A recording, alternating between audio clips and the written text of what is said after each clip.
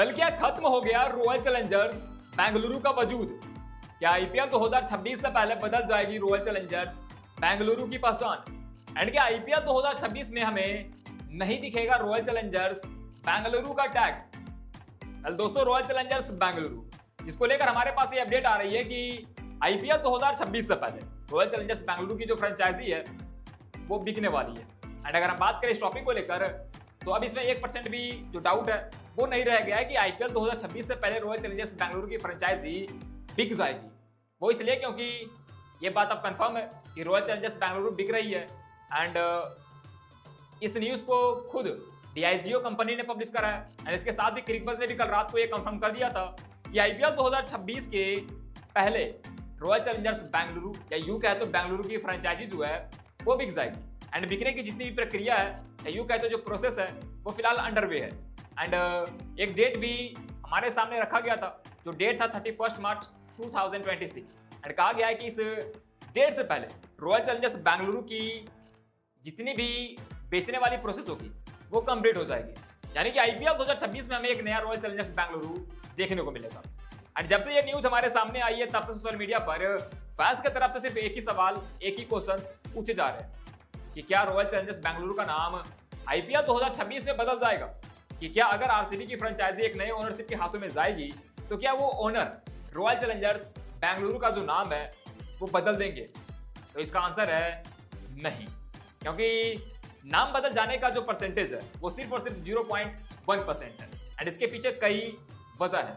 And अगर मैं वजह की बात करूं तो पहला जो रीजन निकल के सामने आ रहा है कि रॉयल चैलेंजर्स बेंगलुरु का नाम नहीं चेंज होगा, तो उसमें यह है कि रॉयल चैलेंजर्स बेंगलुरु ये जो फ्रेंचाइजी है जब बनाई गई थी तब आरसीबी में जो आरसी का टैग है यानी कि रॉयल चैलेंज का, इस टैग को ट्रेडमार्क कर दिया गया था। एंड ये कहा गया था कि जब भी ये फ्रेंचाइजी किसी भी हाथों में जाएगी तो इस टैग को नहीं बदला जाएगा। हालांकि ये नाम बदला जा सकता है अगर फ्रेंचाइजी जो है वो ओनर के साथ डील कर ले तो। हालांकि ये काफी मुश्किल चीज है, क्योंकि जो चीज एक बार ट्रेडमार्क हो जाती है उसको बदलने में काफी मेहनत लग जाती है। एंड ये रहा पहला रीजन। तो यहाँ पे ये रिस्क शायद फ्रेंचाइजी जो है वो नहीं लेना चाहिए।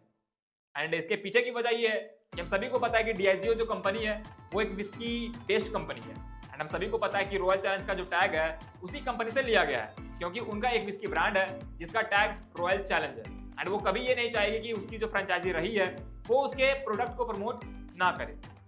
तो पहला रीजन यहां से निकल के ये आता है। अब अगर हम बात करें दूसरे रीजन की तो दूसरा रीजन है रॉयल चैलेंजर्स बेंगलुरु की ब्रांड वैल्यूएशन, जो कि फिलहाल रॉयल चैलेंजर्स बेंगलुरु का है। मतलब आईपीएल में रॉयल चैलेंजर्स बेंगलुरु वो फ्रेंचाइजी है जिसका ब्रांड वैल्यूएशन सबसे ज्यादा है। मतलब अगर हम ब्रांड वैल्यूएशन की बात करें तो फिलहाल रॉयल चैलेंजर्स का जो ब्रांड वैल्यूएशन बताया जा रहा है वो बताया जा रहा है ऑलमोस्ट $2 बिलियन, जो कि आईपीएल की फ्रेंचाइजियों में सबसे ज्यादा है। एंड अगर इस फ्रेंचाइजी का वैल्यूएशन इतना ज्यादा है तो इसमें एक रोल रॉयल चैलेंजर्स बेंगलुरु नाम का भी है।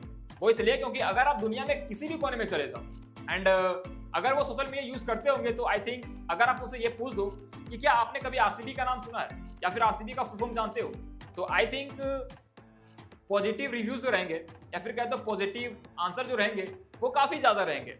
बट अगर आप उन्हीं लोगों से ये पूछ दो कि क्या आपको आरसी का मतलब पता है या फिर रॉयल चैलेंज क्या है, तो फिर वो नहीं बता पाएंगे। एंड ये चीज आरसीबी ने पिछले 18 सालों में कमाया है। एंड अगर कोई ऑनर, कोई बिजनेसमैन आरसीबी की फ्रेंचाइजी या यूं कहे तो बेंगलुरु की फ्रेंचाइजी को खरीदता है तो फिर वो ये नाम बदल दे, ये बहुत ही मुश्किल है। एंड इसके पीछे का मैं अगर एग्जांपल दूं तो एक एग्जांपल माइक्रोसॉफ्ट की तरफ से निकल के आता है जब उन्होंने नोकिया की कंपनी को एक्वायर किया था। बट उन्होंने वहां पे गलती ये करा था कि नोकिया की कंपनी को एक्वायर करके उन्होंने नोकिया को रीब्रांड कर दिया था, यानी कि उसका जो नाम था वो माइक्रोसॉफ्ट कर दिया था, जिसकी वजह से नोकिया की जो कंपनी थी वो डिफॉल्ट हो गई एंड पूरी तरीके से लॉस में चली गई। एंड ये गलती दोबारा से कोई बिजनेसमैन नहीं करना चाहेगा।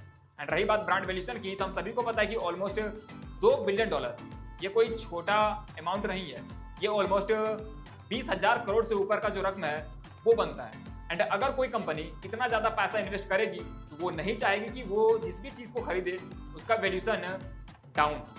एंड इसी वजह से रॉयल चैलेंजर्स बेंगलुरु का नाम बिकने के बाद भी नहीं बदलेगा। यूं कहते हैं बेंगलुरु की फ्रेंचाइजी का जो नाम है वो नहीं बदलेगा। खैर यहाँ पे पॉसिबिलिटीज कुछ भी हो सकती है एंड डिसीजन कुछ भी हो सकता है। हालांकि नाम बदल जाए इसका चांस बहुत ही रेयर है, यानी कि बहुत ही कम है। खैर अगर आप चाहते हो कि रॉयल चैलेंजर्स बैंगलोर की जो फ्रेंचाइजी है वो आईपीएल 2026 में भी हमें रॉयल चैलेंजर्स बैंगलोर के नाम से ही नजर आए, तो भाई साहब वीडियो को लाइक एंड चैनल को सब्सक्राइब जरूर कीजिएगा। मिलते हैं नेक्स्ट वीडियो में नेक्स्ट रिपोर्ट के साथ, तब तक के लिए जय हिंद।